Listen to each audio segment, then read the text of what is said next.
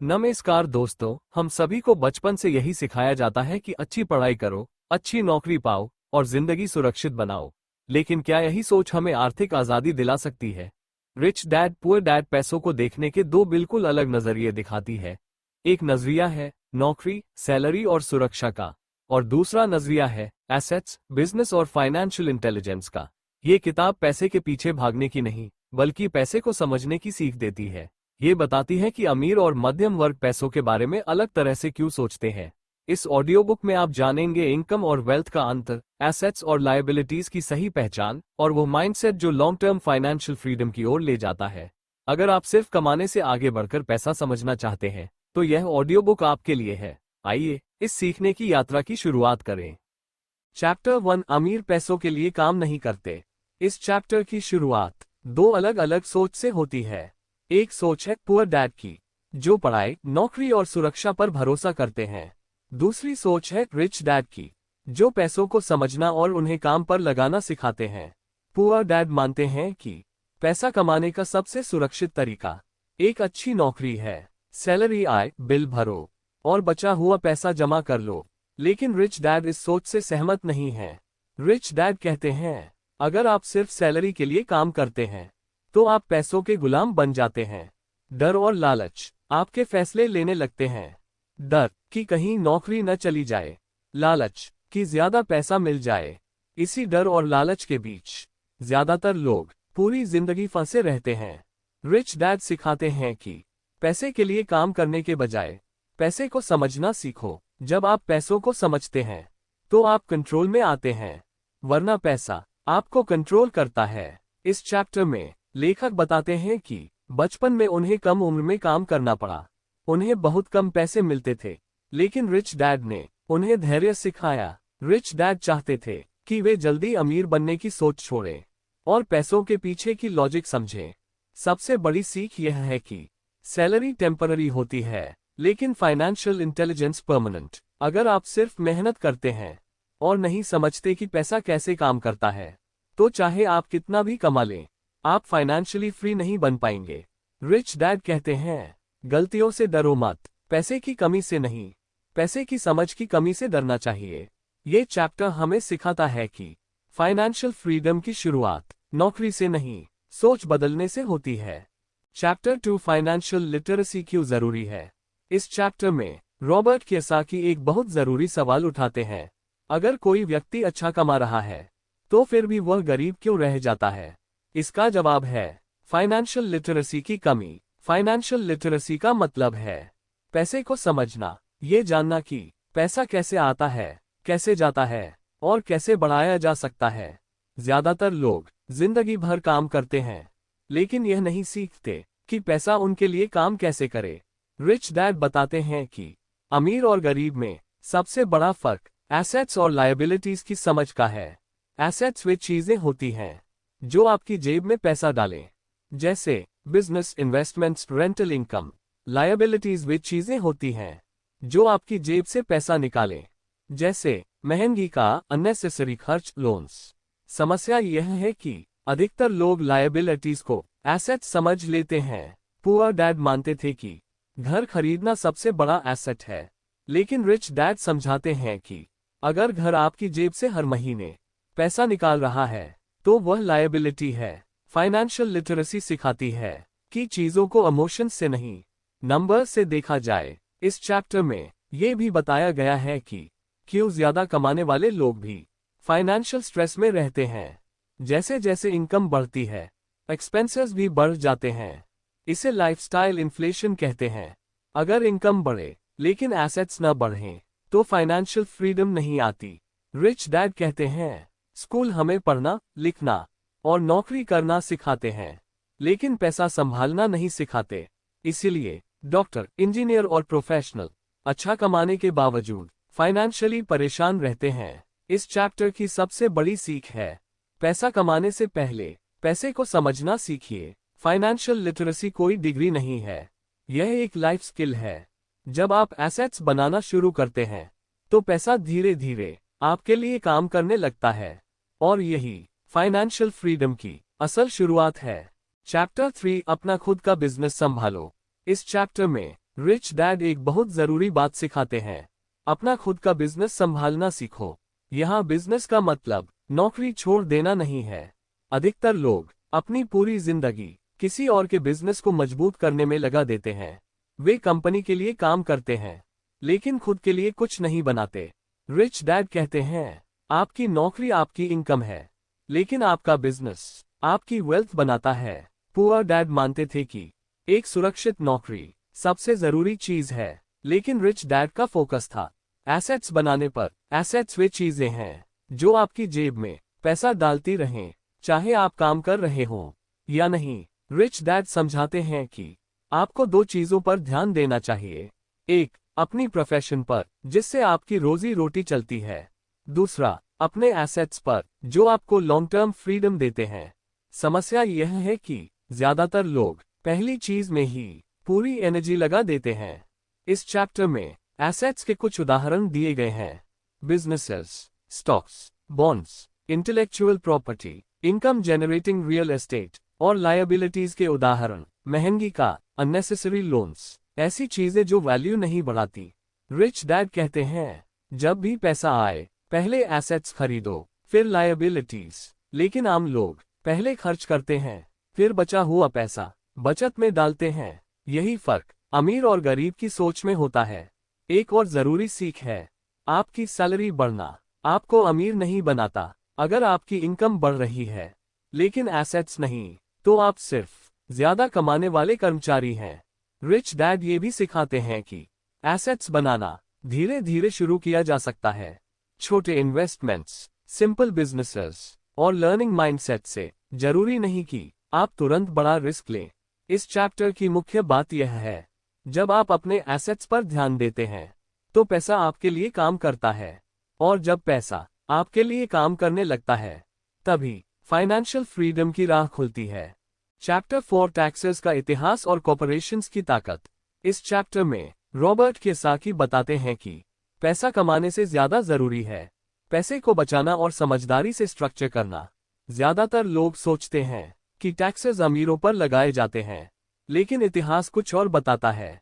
शुरुआत में टैक्सेस सिर्फ अमीरों पर लगाए गए थे, लेकिन धीरे धीरे टैक्स बर्डन मिडिल क्लास और पुअर क्लास पर आ गया।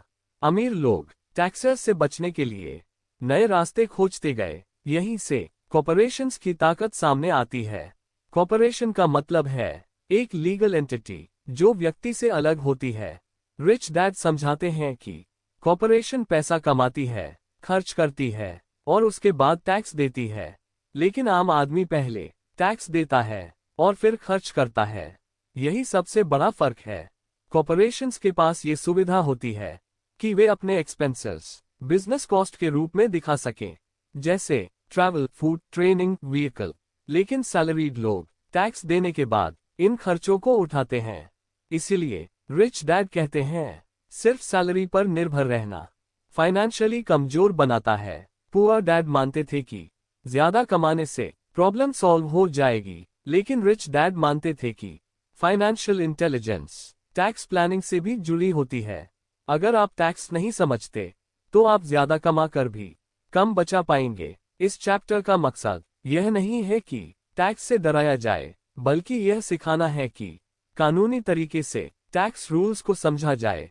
रिच डैड इल्लीगल काम की कभी सलाह नहीं देते। वह कहते हैं, जो सिस्टम को समझता है वह सिस्टम में आगे बढ़ता है। कॉर्पोरेशंस अमीरों को प्रोटेक्शन देती हैं। प्रोटेक्शन लीगल रिस्क से, टैक्स एफिशिएंसी से, लॉन्ग टर्म प्लानिंग से। इसीलिए रिच डैड कहते हैं, फाइनेंशियल फ्रीडम सिर्फ इनकम से नहीं आती, स्ट्रक्चर से आती है। इस चैप्टर की सबसे बड़ी सीख है, अगर आप सिर्फ एम्प्लॉय की तरह सोचेंगे तो सिस्टम आपको दबाएगा, लेकिन अगर आप ओनर की तरह सोचेंगे तो वही सिस्टम आपके लिए काम करेगा। चैप्टर 5, अमीर पैसा बनाना जानते हैं। इस चैप्टर में रिच डैड एक बहुत जरूरी बात समझाते हैं। अमीर लोग सिर्फ पैसा कमाते नहीं, पैसा इन्वेंट करना जानते हैं। अधिकतर लोग सोचते हैं कि पैसा तभी आता है जब नौकरी मिले या कोई मौका सामने आए, लेकिन रिच डैड मानते हैं, मौके बनाए जाते हैं, सिर्फ इंतजार नहीं किया जाता। अमीर लोग अपॉर्चुनिटी को वहीं देख लेते हैं जहां आम लोग रिस्क देखते हैं। जब कोई कहता है ये बहुत रिस्की है। तो रिच डैड पूछते हैं, इसे सेफ कैसे बनाया जा सकता है? यही फर्क है एम्प्लॉय माइंडसेट और इन्वेस्टर माइंडसेट में। इस चैप्टर में कियोसाकी बताते हैं कि अवसर चारों तरफ होते हैं, लेकिन सबको दिखाई नहीं देते, क्योंकि लोग डरते हैं, लोग सीखना नहीं चाहते, लोग गलती से बचना चाहते हैं। अमीर लोग गलतियों को सीखने का हिस्सा मानते हैं। रिच डैड कहते हैं, पैसा इन्वेंट करने के लिए 3 चीजें जरूरी हैं: फाइनेंशियल एजुकेशन, इमेजिनेशन, करेज। अगर एजुकेशन नहीं है तो अपॉर्चुनिटी समझ में नहीं आएगी। अगर इमेजिनेशन नहीं है तो नया रास्ता दिखेगा नहीं। और अगर करेज नहीं है तो आप एक्शन नहीं लेंगे। इस चैप्टर में ये भी बताया गया है कि अमीर लोग डील्स ढूंढते हैं। वे कम दाम में खरीदते हैं, वैल्यू बढ़ाते हैं और स्मार्ट तरीके से बेचते हैं, जबकि आम लोग सिर्फ ऊंचे दाम देखकर डर जाते हैं। रिच डैड ये भी सिखाते हैं कि पैसा इन्वेंट करने का मतलब इल्लीगल या डिसऑनेस्ट होना नहीं है। इसका मतलब है स्मार्ट होना, रूल्स को समझना, नंबर्स को समझना और अपॉर्चुनिटीज को पहचानना। एक और जरूरी सीख यह है, अगर आप अपॉर्चुनिटी चूक गए तो परेशान मत होइए, अवसर रोज आते हैं, जरूरत है तैयार रहने की। इस चैप्टर का को मैसेज है, पैसा दिमाग से बनता है, हाथों से नहीं। जब आप फाइनेंशियली एजुकेटेड हो जाते हैं तो पैसा आपके लिए ऑप्शंस खोलता है, और यही फाइनेंशियल फ्रीडम की असली ताकत है। चैप्टर 6 पैसे के लिए नहीं, सीखने के लिए काम करो। इस चैप्टर में रिच डैड एक सोच बदलने वाली बात कहते हैं। ज्यादातर लोग पैसे के लिए काम करते हैं, अमीर लोग सीखने के लिए। जब आप सिर्फ सैलरी देखते हैं तो आप एक ही जगह अटक जाते हैं, लेकिन जब आप स्किल्स देखते हैं तो रास्ते खुलते जाते हैं। पुअर डैड मानते थे कि जॉब सिक्योरिटी सबसे जरूरी है, एक स्टेबल नौकरी, एक फिक्स्ड सैलरी और रिटायरमेंट का इंतजार। लेकिन रिच डैड मानते थे कि जॉब सिक्योरिटी एक भ्रम है, असल सिक्योरिटी आती है मल्टीपल स्किल्स से। इस चैप्टर में बताया गया है कि ज्यादातर लोग एक ही स्किल में एक्सपर्ट बन जाते हैं, लेकिन जब इंडस्ट्री बदलती है, टेक्नोलॉजी बदलती है, तो वही स्किल कमजोर पड़ जाती है। रिच डैड कहते हैं, स्पेशलाइजेशन जरूरी है, लेकिन ब्लाइंडनेस खतरनाक है। रिच डैड सलाह देते हैं कि करियर की शुरुआत में सैलरी से ज्यादा स्किल्स पर ध्यान देना चाहिए, जैसे sales, communication, marketing, management, leadership. ये स्किल्स हर बिजनेस में काम आती हैं। इस चैप्टर में रॉबर्ट बताते हैं कि अक्सर लोग कहते हैं, मुझे सेल्स पसंद नहीं, मुझे लोगों से बात करना अच्छा नहीं लगता। लेकिन रिच डैड कहते हैं, जिस स्किल से आप डरते हैं वही स्किल आपको आगे ले जा सकती है। अमीर लोग कंफर्ट जोन से बाहर जाते हैं, वे नई चीजें सीखते हैं, गलतियां करते हैं, फीडबैक लेते हैं और खुद को इम्प्रूव करते हैं, जबकि आम लोग एक सेफ जॉब में सालों तक फंसे रहते हैं। रिच डैड ये भी समझाते हैं कि अगर आप सिर्फ पैसे के लिए काम करेंगे तो पैसा आपको कंट्रोल करेगा, लेकिन अगर आप सीखने के लिए काम करेंगे तो आप पैसे को कंट्रोल करना सीखेंगे। इस चैप्टर की सबसे बड़ी सीख है, करियर को लैडर की तरह मत देखो, स्किल बिल्डिंग जर्नी की तरह देखो। हर जॉब से पूछो, मैं यहाँ क्या सीख रहा हूँ, ये स्किल आगे कहाँ काम आएगी। रिच डैड कहते हैं, जब आपकी स्किल्स बढ़ती हैं तो इनकम अपने आप बढ़ती है, और यही रास्ता है लॉन्ग टर्म फाइनेंशियल फ्रीडम का। चैप्टर 7 बाधाओं को पार करना। इस चैप्टर में रिच डैड बताते हैं कि ज्यादातर लोग फाइनेंशियली सक्सेसफुल इसलिए नहीं बन पाते क्योंकि उनके सामने अवसर नहीं आते, बल्कि इसलिए क्योंकि वे अंदर की बाधाओं से हार जाते हैं। ये बाधाएं बाहर नहीं, हमारे दिमाग के अंदर होती हैं। रिच डैड 5 मुख्य ऑब्स्टिकल्स बताते हैं जो लोगों को अमीर बनने से रोकते हैं। फियर, डर सबसे बड़ी रुकावट है। डर पैसा खोने का, गलती करने का, असफल होने का। पुअर लोग डर से रुक जाते हैं, रिच लोग डर को समझते हैं और उसके बावजूद एक्शन लेते हैं। रिच डैड कहते हैं, पैसा खोना हार नहीं है, कुछ न सीखना हार है। सिनिसिज्म, नकारात्मक सोच। जब लोग कहते हैं ये पॉसिबल नहीं है, ये रिस्की है, तो वे अक्सर अपना डर छुपा रहे होते हैं। रिच लोग भीड़ की आवाज नहीं, फैक्ट्स और लर्निंग पर भरोसा करते हैं। लेजीनेस, आलस। अक्सर आलस बिजी होने के रूप में दिखता है। लोग कहते हैं मेरे पास टाइम नहीं है, अभी बाद में देखेंगे। लेकिन सच यह है, जो चीज इंपॉर्टेंट होती है उसके लिए समय निकल ही आता है। बैड हैबिट्स, गलत आदतें। सबसे बड़ी आदत है खुद को पहले पे न करना। पुअर लोग पहले खर्च करते हैं, फिर बचत करते हैं। रिच लोग पहले इन्वेस्ट करते हैं, फिर खर्च एडजस्ट करते हैं। छोटी आदतें लॉन्ग टर्म रिजल्ट तय करती हैं। एरोगेंस, अहंकार। जब लोग सोचते हैं मुझे सब आता है, तो वे सीखना बंद कर देते हैं। रिच डैड कहते हैं, जो नहीं जानते उसे स्वीकार करना सबसे बड़ी इंटेलिजेंस है। इस चैप्टर का को मैसेज है, प्रॉब्लम बाहर नहीं है, प्रॉब्लम हमारे सोचने के तरीके में है। जब आप डर को मैनेज करना सीखते हैं, सीखने के लिए खुले रहते हैं, एक्शन लेना शुरू करते हैं, तो ऑब्स्टिकल्स सीढ़ी बन जाते हैं। रिच डैड कहते हैं, फाइनेंशियल फ्रीडम नॉलेज से आती है, लेकिन सक्सेस कैरेक्टर से आती है। चैप्टर 8 शुरुआत कैसे करें। इस चैप्टर में रिच डैड ये समझाते हैं कि फाइनेंशियल फ्रीडम कोई सपना नहीं, बल्कि स्टेप बाय स्टेप प्रोसेस है। ज्यादातर लोग सब कुछ जानना चाहते हैं लेकिन शुरुआत नहीं करते। रिच डैड कहते हैं, परफेक्ट प्लान से ज्यादा एक्शन जरूरी है। सबसे पहला कदम है एक स्ट्रॉन्ग रीजन होना। अगर आपका क्यों साफ नहीं है, तो रास्ते में आने वाली मुश्किलें आपको रोक देंगी। रिच डैड पूछते हैं, आप पैसे क्यों चाहते हैं? फ्रीडम के लिए, फैमिली के लिए, अपने समय के कंट्रोल के लिए। जब रीजन स्ट्रॉन्ग होता है तो डिसिप्लिन अपने आप आता है। दूसरा कदम है फाइनेंशियल एजुकेशन। रिच डैड कहते हैं, बिना सीखे इन्वेस्ट करना जुआ खेलने जैसा है। आपको सीखना होगा एसेट्स क्या है, लायबिलिटीज क्या है, कैश फ्लो कैसे काम करता है। छोटी छोटी लर्निंग बड़े डिसीजंस को आसान बनाती है। तीसरा कदम है स्मार्ट रिस्क लेना। रिच लोग रिस्क से नहीं भागते, वे रिस्क को मैनेज करना सीखते हैं। इसका मतलब यह नहीं कि आंख बंद करके इन्वेस्ट करें, इसका मतलब है नंबर्स समझना, डाउनसाइड जानना और लर्निंग माइंडसेट रखना। चौथा कदम है मेंटर्स और रोल मॉडल्स ढूंढना। अगर आप उन लोगों के साथ रहेंगे जो पैसे से डरते हैं, तो आपकी सोच भी वैसी हो जाएगी। रिच डैड सलाह देते हैं, उनसे सीखो जो आपसे आगे है। पांचवा कदम है एक्शन लेना।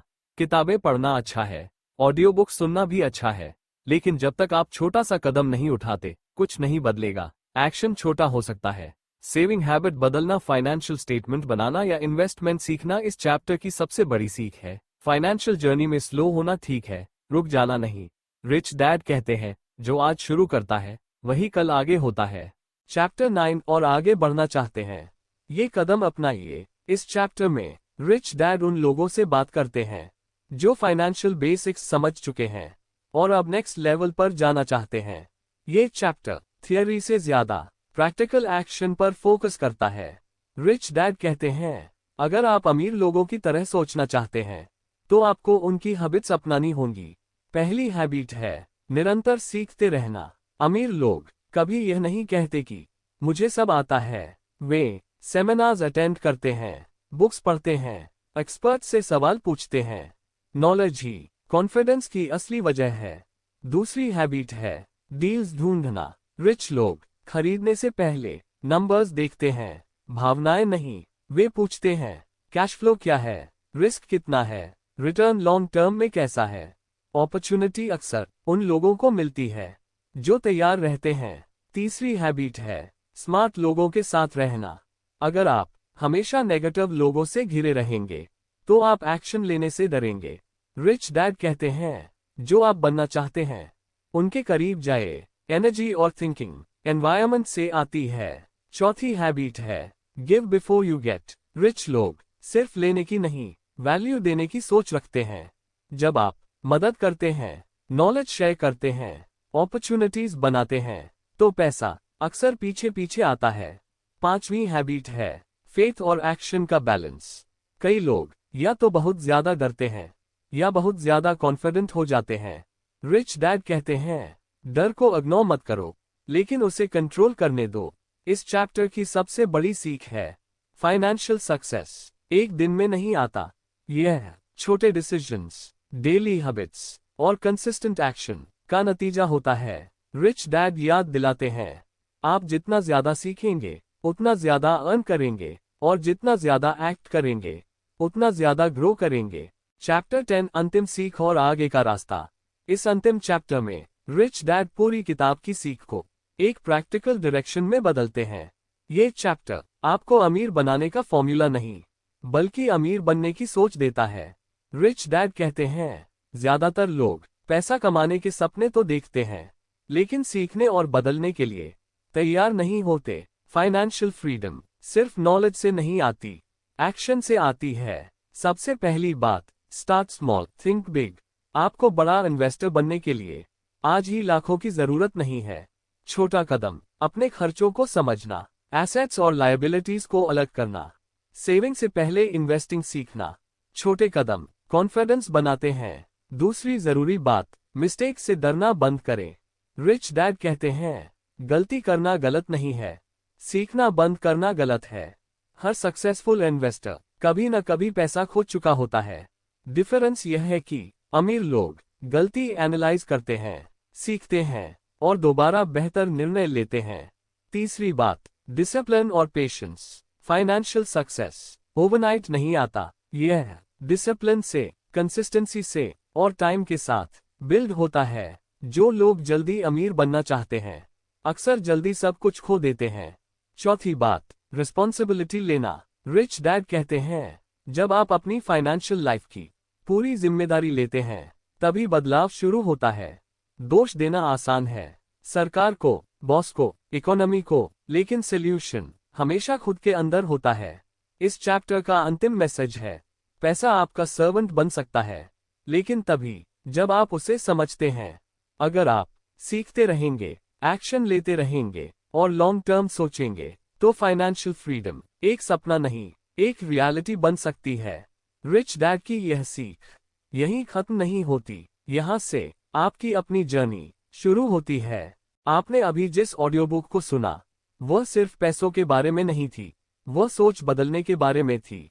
रिच डैड पुअर डैड हमें यह नहीं सिखाती कि ज्यादा पैसा कैसे कमाया जाए, बल्कि यह सिखाती है कि पैसे के बारे में सही तरह से कैसे सोचा जाए। इस किताब की सबसे बड़ी सीख यह है कि फाइनेंशियल फ्रीडम किसी एक दिन का फैसला नहीं, बल्कि रोज के छोटे छोटे फैसलों का नतीजा है। जब आप एसेट्स और लायबिलिटीज को समझते हैं, डर के बावजूद सीखते रहते हैं और रिस्पॉन्सिबिलिटी लेते हैं, तब पैसा आपका मालिक नहीं, आपका औजार बनता है। याद रखिए, अमीर लोग अलग इसलिए नहीं होते क्योंकि उनके पास ज्यादा पैसा होता है, बल्कि इसलिए क्योंकि उनके पास फाइनेंशियल इंटेलिजेंस होती है। अगर इस ऑडियो बुक ने आपको एक भी नई सोच दी है, एक भी सवाल सोचने पर मजबूर किया है, तो यह अपनी मंजिल तक पहुंच चुकी है। अब असली काम यहीं से शुरू होता है। सीखते रहिए, छोटे कदम उठाते रहिए और लॉन्ग टर्म सोच के साथ आगे बढ़ते रहिए, क्योंकि फाइनेंशियल फ्रीडम किसी और से नहीं, आपसे ही शुरू होती है। धन्यवाद। शांत रहिए, सजग रहिए और सीखते रहिए।